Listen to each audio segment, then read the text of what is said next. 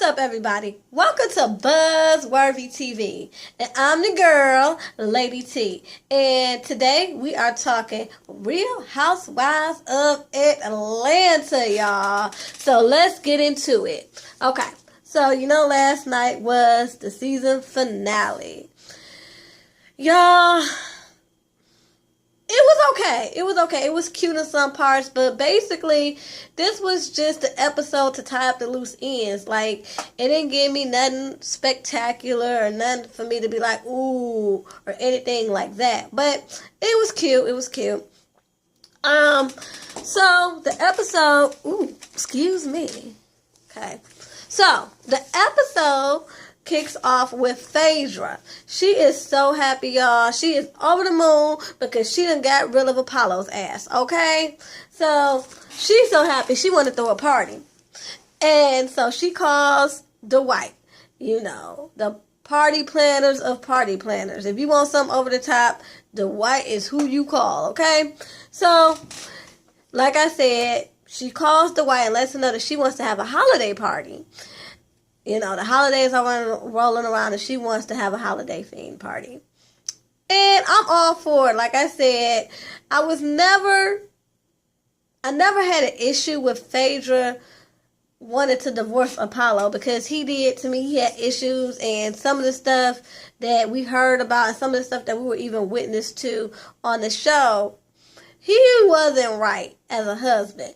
But I did take issue in Phaedra playing the victim as if she didn't know what her husband was doing when it came to his criminal activities. Phaedra, you knew what you was doing. And I said you because you had something to do with it. So you knew what you was doing when you set this whole thing in motion. And you definitely knew what Apollo was doing. So she is setting up this whole thing with this party. She's getting everything together. And Portia comes over. So Portia comes over. So anyway, like I was saying, Portia comes over to Phaedra's. And Phaedra let Portia know that she's getting ready to plan this holiday party. And she's inviting all the girls.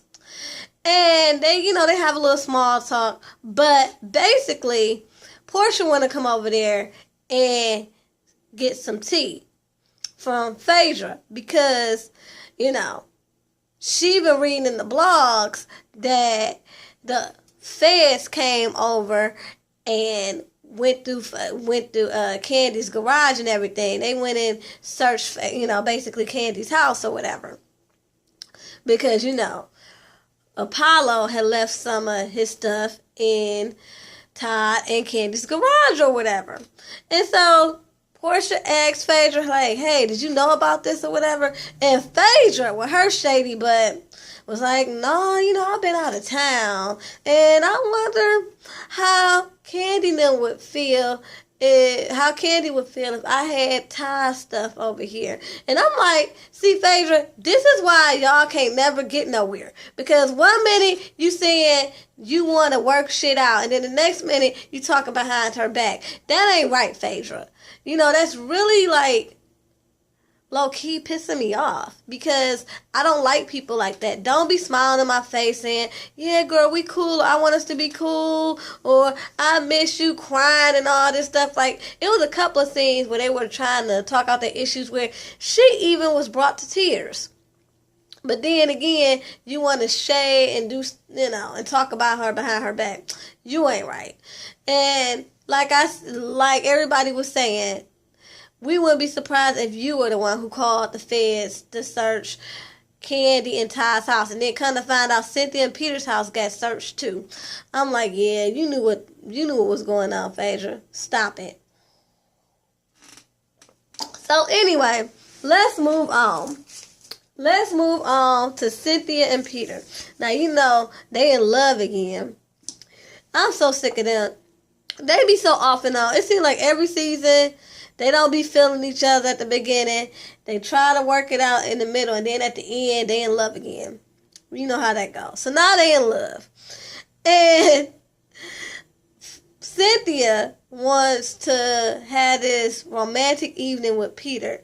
And it's always like every time Cynthia want to do something like romantic or, something sexual, it just seems so awkward. I don't know if it's because of the cameras is why she seems so awkward, or is she just really awkward when it comes to stuff like that. Some women are not 100%, comfortable in their sexuality. So I wonder if that's the case for her. But anyway, so her and Mallory, they set the mood. And when Peter come home, he just so happy. You can tell this nigga don't get none, okay? Like, you can tell that she be rationing it to him, because he get home and he see the massage table, and she dressed up as a masseuse, and he amped. He ready to take off all his clothes and everything, and to the point where she had to tell him, calm down, slow down. She had to give him a towel and everything, because he was about to show all his business to the cameras, okay? So, she massaging him, and they get in the mood or whatever, and who walks in? Noelle and Leon. I said, you didn't lock that door. You didn't make sure they were gone. I'm going to need you to do better, Cynthia. I'm going to need you to do better. Okay, then we got Candy and Todd. Now, Candy and Todd, they going to visit Todd's mother's gravesite. It's been a year since Miss Sharon has passed away. And, they just want to see her, put some flower on her grave. And that's what they do. And, they talk about how she was the life of the party and everything of that nature. And, they let Miss Sharon know that, hey, they about to have a little boy, and the boy is going to have her last name as his middle name, and they miss her and they love her.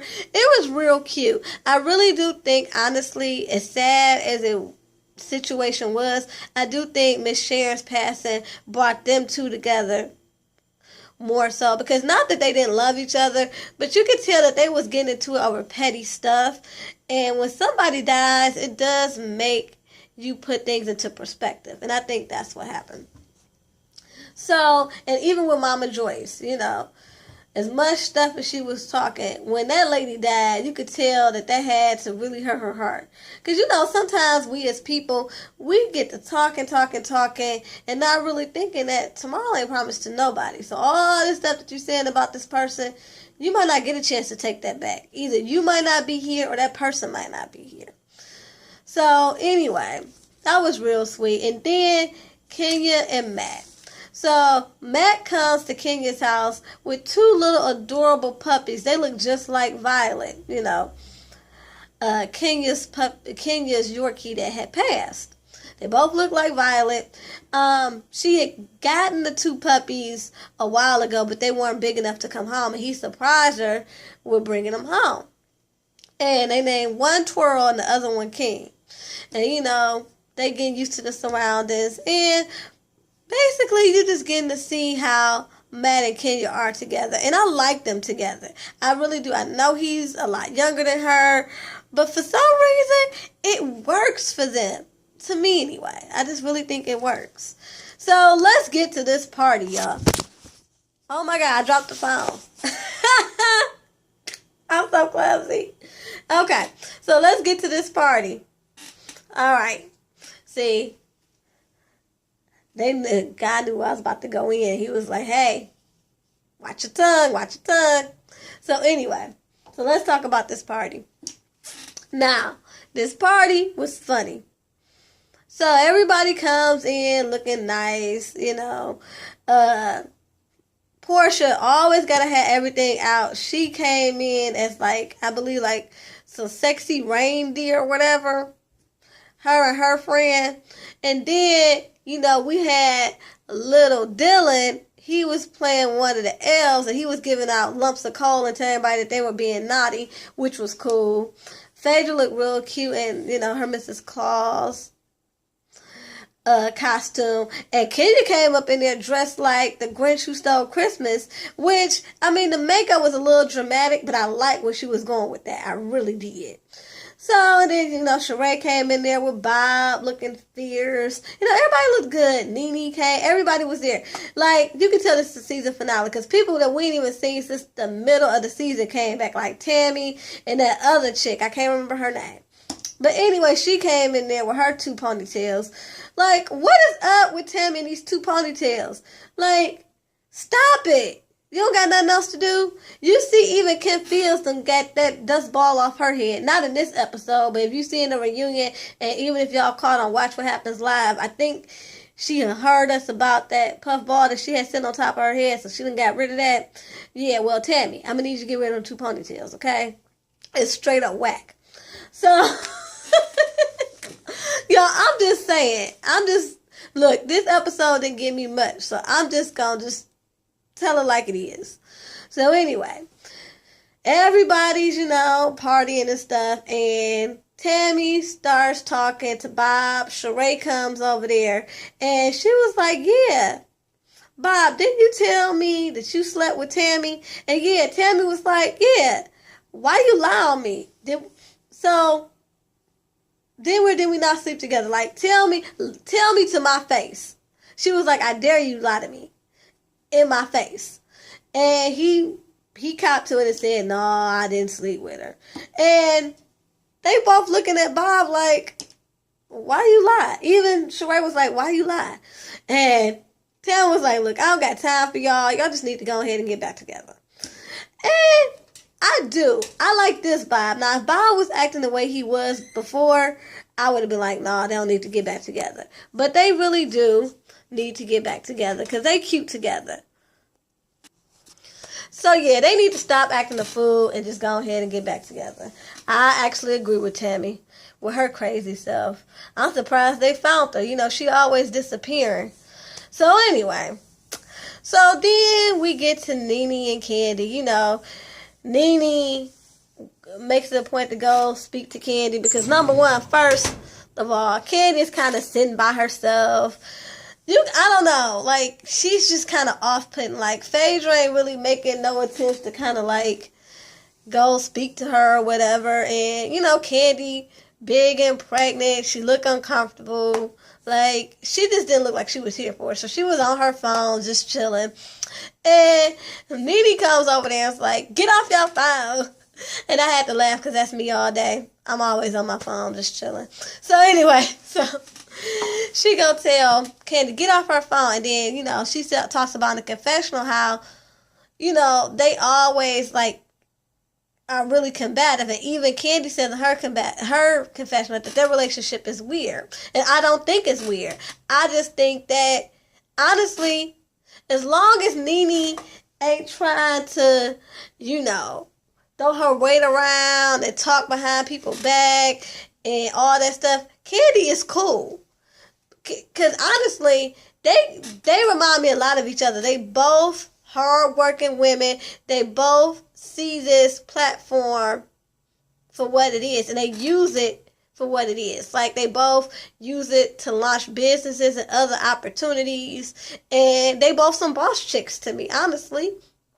They're making this platform, they're taking this platform, making it do what it do.